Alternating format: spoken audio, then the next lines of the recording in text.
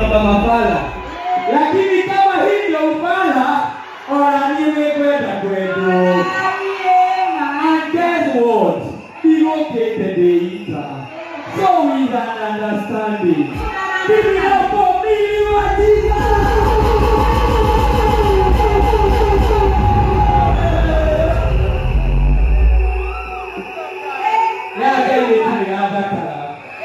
You're looking beautiful, oh my God. Oh, hallelujah. Thank you, woman of God. I feel the Spirit of God coming upon me.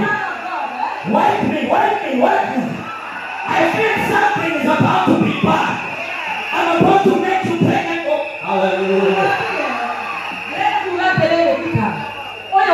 The king of the paradise. The king of the paradise. The king of the paradise. Oh, we don't understand it. Give it up for the king of the paradise.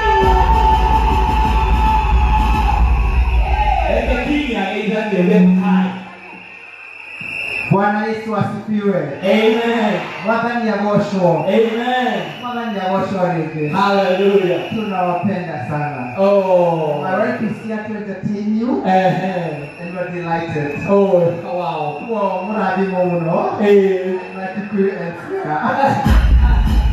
Hallelujah.